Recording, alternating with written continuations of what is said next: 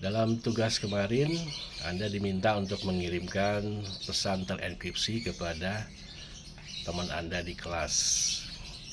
Teman Anda atau Anda mengenkripsi pesan Anda itu menggunakan public key teman Anda.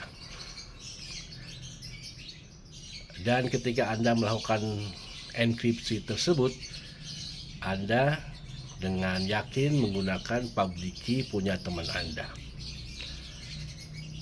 Anda bisa yakin public key yang Anda gunakan adalah public key yang benar-benar harus Anda gunakan, karena Anda tahu benar bahwa yang memberikan public key itu adalah teman Anda. Anda yakin public key itu Anda peroleh dari teman Anda.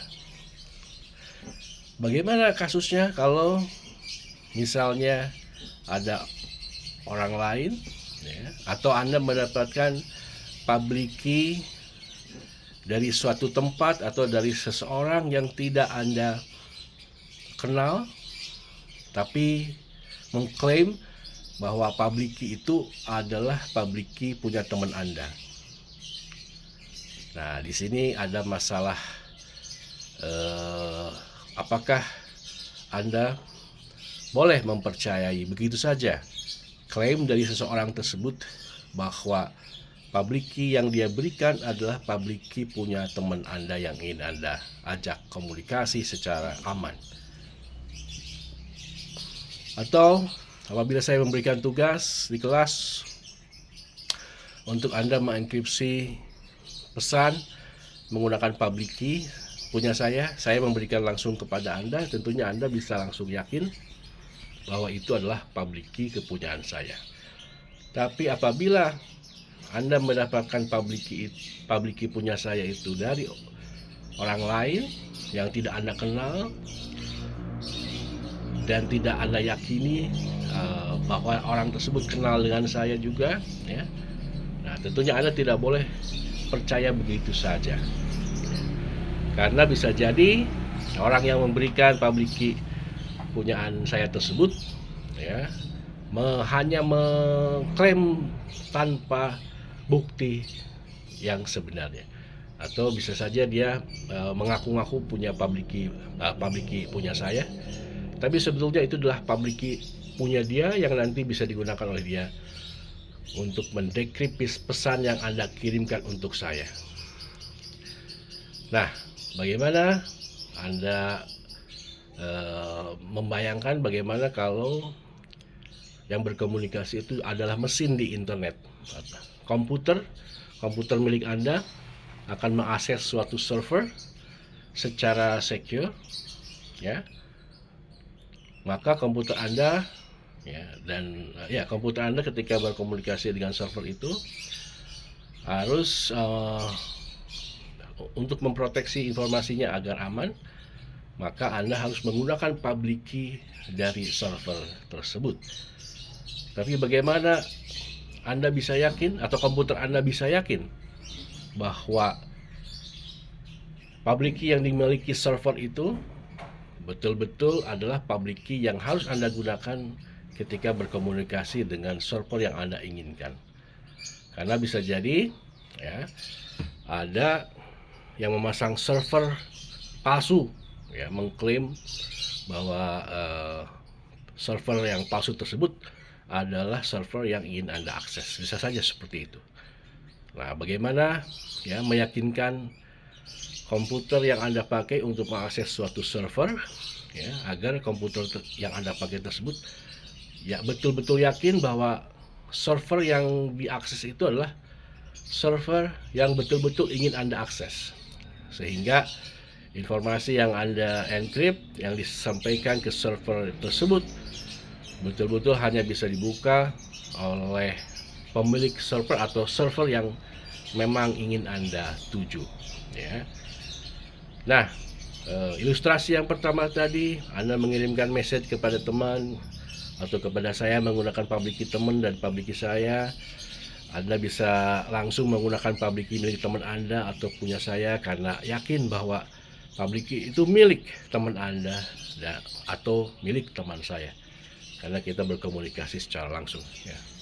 Nah, bagaimana kita bisa meyakini? Ya, sebetulnya bukan kita tapi mesin yang kita pakai bisa meyakini bahwa server atau komputer lain yang diajak berkomunikasi menggunakan public key cryptography itu betul-betul public key-nya milik server yang ingin diajak berkomunikasi. Oleh karena itu, pada pertemuan kali ini ya, ingin saya sampaikan bahwa untuk menjamin bahwa suatu public key dimiliki oleh entitas yang legitimate, ya, maka public key itu harus disertify, ya, harus disertifikasi. Ya, disertifikasinya menggunakan apa? Menggunakan sertifikat digital. Ya, sertifikat digital itu apa sih? Ya, sertifikat digital itu berisi informasi public key yang kemudian disign, ya, ditandatangani secara digital oleh suatu badan, ya, atau otoritas yang mengeluarkan digital signature, ya. Desain menggunakan digital signature, ya. Jadi sekali lagi public key, ya, supaya kita yakin bahwa public key tersebut adalah betul-betul belongs to suatu server, maka public key-nya harus disertifikasi, harus certified, harus disertifikasi. Jadi, ya, harus ada sertifikat yang menyatakan bahwa public key itu adalah betul-betul milik suatu server yang dimiliki oleh saya misalnya atau oleh teman saya, ya. Maka caranya, ya, untuk meyakinkan pihak yang berkomunikasi bahwa public key yang akan digunakan itu adalah betul-betul milik pihak yang ingin kita ajak berkomunikasi, itu harus disertify public key-nya, ya. Certify-nya pakai apa? Ya, pakai sertifikat digital. Sertifikat digital itu apa? Suatu sertifikat, suatu mekanisme, ya, untuk menyatakan bahwa public key yang dimiliki oleh pihak yang ingin kita ajak komunikasi itu betul-betul milik dari pihak yang ingin kita ajak berkomunikasi. Sertifikat digital itu bentuknya apa? Bentuknya adalah berisi salah satunya public key dari pihak yang ingin kita ajak bicara, ajak berkomunikasi. Yang kemudian public key itu, ya, keabsahan public key itu ditandatangani secara digital menggunakan digital signature. Jadi sertifikat digital itu adalah public key yang ditandatangani secara digital, ya, oleh siapa? Oleh certification authority, oleh otoritas pemegang kekuasaan untuk mengeluarkan sertifikat digital, ya. Jadi misalnya suatu bank, kalau kita berkomunikasi atau mengakses aplikasi mobile banking, ya, atau m-banking atau internet banking, itu servernya dilindungi oleh sertifikat digital. Artinya ketika komputer kita mengakses server digital dari suatu bank, maka ada kucing dulu. Ketika kita mengakses server suatu bank, ya, maka yang pertama dicek oleh komputer kita itu adalah betul nggak public key-nya itu tersertifikat, ya, atau, ya, betul nggak digital signature-nya itu atau sertifikatnya itu betul nggak dikeluarkan oleh otoritas yang resmi, ya, yang menandatangani sertifikat tersebut. Nah, jadi public key itu sekali lagi dalam public key cryptography, public key itu harus diumumkan malah, ya, supaya orang tahu bagaimana berkomunikasi dengan kita secara aman. Tapi supaya orang atau pihak-pihak lain yakin bahwa public key yang kita umumkan itu betul-betul milik saya, maka public key saya itu harus disertifikasi, ya, harus mendapatkan sertifikat digital dari certification authority. Nah, hari ini, ya, saya ingin meminta Anda untuk bereksperimen, ya. Jadi digital certificate itu bisa Anda minta ke certification authority, lalu dipasang di servernya. Di server, misalnya Anda mau membuat server yang secure ya, untuk berkomunikasi dengan komputer klien Anda, ya, maka Anda harus pasang sertifikat digital di server Anda. Ya. Kalau server Anda itu digunakan untuk berkomunikasi secara publik, ya, maka ya, digital sertifikatnya harus tersertifikasi oleh Certification Authority. Nah, tapi dalam eksperimen di kelas ini, ya, saya ingin meminta Anda untuk membuat server yang digital, yang public key-nya disertifikasi oleh tidak melalui certification authority, tapi ditandatangani oleh Anda sendiri, ya. Itu istilahnya self sign certificate, ya. Jadi please, ya, hari ini nanti akan saya tunjukkan link untuk eksperimennya, ya. Anda membangun suatu server HTTPS yang secure, ya. Jadi kalau Anda menggunakan web internet banking, ya, itu Anda mengakses server dari bank Anda secara secure, ya. Untuk membangun komunikasi yang secure antara komputer Anda dengan server, ya, itu menggunakan public key kriptografi, ya. Di awal ada pertukaran kunci private melalui, ya, didahului oleh public key kriptografi, ya. Nah, atau kalau di web itu khusus ada menggunakan protokol SSL, Socket Secure Layer, ya, pakai HTTPS, sorry, ya. Komunikasi secara secure melalui web itu menggunakan protokol HTTPS. Jadi di sini pada exercise hari ini, ya, saya ingin mengajak Anda untuk memanfaatkan kunci publik yang Anda sudah generate pada pertemuan pertama, ya, pertemuan minggu lalu. Lalu Anda tanda tangani secara mandiri, tidak meminta ke certification authority karena harus bayar, begitu, ya. Dan itu untuk keperluan komersial. Tapi kalau untuk keperluan exercise di kelas ini, Anda cukup menggunakan public key milik Anda, kemudian tanda tangani secara digital oleh Anda, ya. Yang itu istilahnya atau disebutnya adalah self sign certificate, ya. Sertifikat yang ditandatangani oleh Anda, ya. Jadi sekali lagi, hari ini Anda latihannya membuat self sign certificate.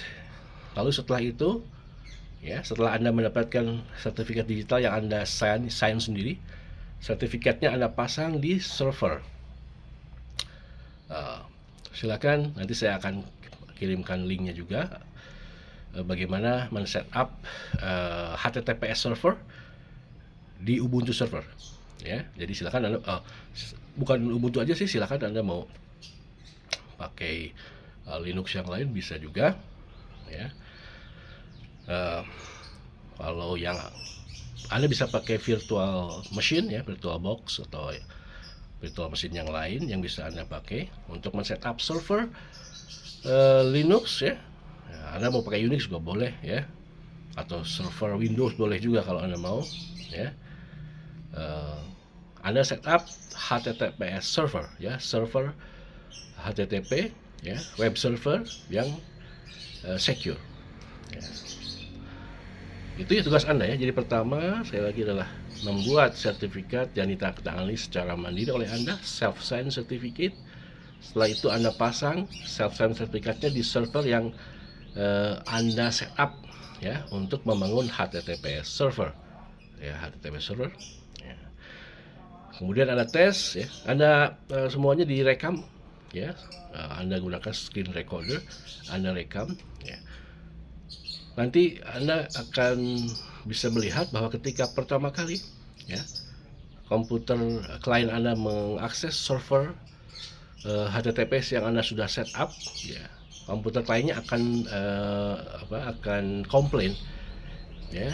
Ini dia mengakses HTTPS server, tapi sertifikatnya tidak disertifikasi oleh otoritas atau oleh certification authority yang dia kenal. Jadi setiap browser itu menyimpan informasi, ya, certification authority, ya, untuk mengecek sertifikat yang diakses dari suatu server, ya, dia cek dikeluarkan oleh certification authority mana, ya. Nah, karena Anda memasang digital certificate yang Anda tanda-tangani sendiri, tentunya browsernya tidak mengenal penandatangannya, sehingga pertama ketika mengakses atau ketika browser pertama kali mengakses server kita, dia akan mengkomplain ini HTTPS tapi sertifikatnya tidak valid, ya, karena dikeluarkan oleh Anda sendiri, bukan oleh certification authority yang dikenal oleh browser Anda. Nah, karena ini kita sedang latihan, ya, kita accept saja, kita simpan sertifikat dari server yang kita akses itu, ya. Kemudian ada cek lagi, akses lagi yang kedua kalinya, ya, karena sekarang sertifikatnya sudah disimpan oleh browser, ya, maka browsernya tidak akan komplain lagi. Nah, itu semua Anda rekam, ya, lalu Anda upload ke YouTube Anda, ya. Nanti link YouTube yang harus saya lihat itu diupload ke EduNext linknya. Oke. Jadi hari ini silakan Anda exercise sekali lagi membuat self-sign certificate, ya. Pada pertemuan sebelumnya Anda sudah mengenerate 2 kunci, ya, pasangan kunci, yaitu private key dan public key. Nah, publiknya hari ini Anda harus certify, ya, dengan menggunakan self-sign certificate. Setelah Anda dapat sertifikatnya, ya, kemudian Anda upload, ya, di server, ya, yang Anda gunakan, ya, untuk melakukan eksperimen, ya.